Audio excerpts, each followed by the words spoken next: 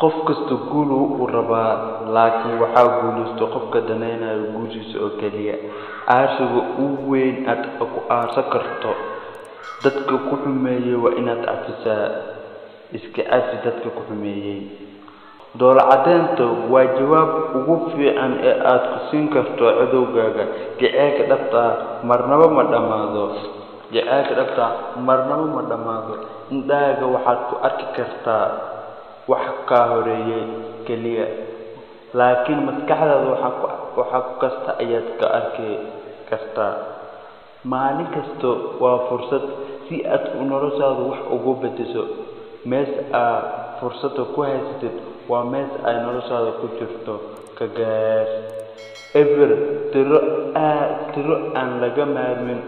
sababtoo ah wax kasto ever ay ka bilaabtaan